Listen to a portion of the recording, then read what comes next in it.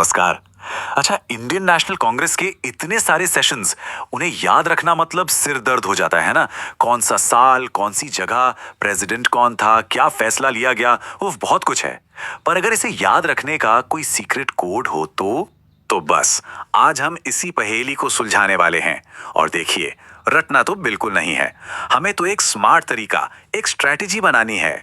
और वो कोड क्या है? बहुत सिंपल है। हम इन सारे सेशंस को ना 3 खास थीम या हिस्सों में बांट कर देखेंगे। यकीन मानिए, इस कॉम्प्लेक्स टॉपिक को समझने का ये सबसे आसान तरीका है। तो चलें शुरू करते हैं। तो सबसे पहले चलिए कांग्रेस की बिल्कुल शुरुआत में चलते हैं, उसकी जड़ों तक। ये वो शुरुआती साल थे, मतलब फॉर्मेटिव ईयर्स, जब कई ऐसी पहली चीजें हुई जिन्होंने आगे के पूरे आंदोलन की नींव रखी। और देखिए, एक बात तो शुरू से ही साफ थी कि कांग्रेस सबको साथ लेकर चलना चाहती थी। मतलब 1885 में बॉम्बे में पहला सेशन हुआ और उसके ठीक 2 साल बाद 1887 में बदरुद्दीन तैयब जी पहले मुस्लिम प्रेसिडेंट बने। और कमाल की बात यह है कि ठीक अगले ही साल 1888 में एक अंग्रेज जॉर्ज यूल प्रेसिडेंट चुने गए। और जानते हैं शुरुआत कितनी छोटी थी? पहले सेशन में सिर्फ 72 लोग थे। जरा सोचिए, एक ऐसा आंदोलन जिसने आगे चलकर पूरे देश को आजादी दिलानी थी, उसकी शुरुआत बस 72 लोगों से हुई थी। तो कांग्रेस जैसे जैसे आगे बढ़ी ना, उसकी सोच और तरीके भी बदलने लगे। अब वो दौर आ रहा था जब राष्ट्रवाद की आवाज और तेज होने लगी थी और मुखर हो रही थी। और इसी वजह से पार्टी के अंदर ही कुछ नई चुनौतियां भी खड़ी होने लगी। और इस दौर में कुछ बहुत बड़े इवेंट्स हुए। देखिए, 1906 में दादा भाई नौरोजी प्रेसिडेंट थे और तब पहली बार स्वराज शब्द इस्तेमाल हुआ। लेकिन फिर ठीक अगले ही साल 1907 में पार्टी 2 हिस्सों में टूट गई, नरम दल और गरम दल। और फिर 1911 में एक और यादगार लम्हा आया जब जन गण मन पहली बार गाया गया।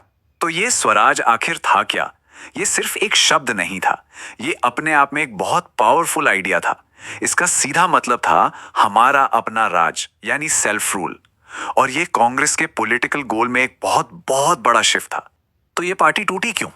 असल में वजह थी सोच का एक बुनियादी फर्क। जो नरम दल वाले थे वो संवैधानिक तरीकों से धीरे धीरे सुधार चाहते थे। वहीं जो गरम दल वाले थे, उनका मानना था कि स्वराज के लिए हमें और एसेटिव होना पड़ेगा, सीधी कार्रवाई करनी पड़ेगी। लेकिन ये जो बंटवारा था, ये हमेशा के लिए नहीं था। अब जो अगला दौर आया वो था फिर से एक होने का, नए लीडर्स के सामने आने का। और हाँ, भारतीय राजनीति में महात्मा गांधी के आने का। ये दौर असल में यूनिटी की कहानी है। 1916 के लखनऊ सेशन में नरम दल और गरम दल फिर से एक हो गए। फिर देखिए, 1917 में एनी बेसेंट पहली महिला प्रेसिडेंट बनी और 1925 में सरोजिनी नायडू पहली भारतीय महिला प्रेसिडेंट। पर इन सब के बीच 1924 में एक बहुत ही स्पेशल सेशन हुआ था। और ये बात जरूर याद रखिएगा, आजादी की पूरी लड़ाई में गांधी जी ने कांग्रेस के सिर्फ और सिर्फ एक सेशन की अध्यक्षता की। और बस यही एक बात इस पल को इतिहास में इतना खास बना देती है। अच्छा, एक और मजेदार फैक्ट है। 1923 में अबुल कलाम आजाद सिर्फ 35 साल की उम्र में कांग्रेस के सबसे यंग प्रेसिडेंट बने। सोचिए, उस दौर में युवा लीडरशिप को कितना महत्व दिया जा रहा था। और इन 3 खास महिला प्रेसिडेंट्स को याद रखने की एक छोटी सी ट्रिक है। देखिए, एनी बेसेंट बनी 1917 में, उनके ठीक 8 साल बाद 1925 में सरोजिनी नायडू, और फिर उसके ठीक 8 साल बाद 1933 में नेली सेनगुप्ता। है ना एक सिंपल सा पैटर्न? चलिए अब कहानी के आखिरी और सबसे जरूरी हिस्से पर आते हैं। ये वो दौर था जब कांग्रेस का लक्ष्य बिल्कुल साफ हो चुका था और बहुत बड़ा हो चुका था। ये आजादी की तरफ फाइनल पुश था। ये सेशंस एक तरह से आजाद भारत की नींव रख रहे थे। 1929 में पूरी आजादी की मांग हुई। 1931 में फंडामेंटल राइट्स पर रेजोल्यूशन पास हुआ। 1937 में पहली बार सेशन किसी गांव में रखा गया ताकि आम जनता से जुड़ा जा सके। और आखिर में जेबी कृपलानी वो प्रेसिडेंट थे जब सत्ता का ट्रांसफर हो रहा था, उस सबसे क्रिटिकल टाइम पर। तो अब तक ये तो साफ हो गया था कि कांग्रेस सिर्फ स्वशासन या सेल्फ रूल से कहीं आगे निकल चुकी थी। अब मांग कुछ और बड़ी थी, कुछ और मुकम्मल। वो क्या थी? जवाब था पूर्ण स्वराज, यानी कंप्लीट इंडिपेंडेंस।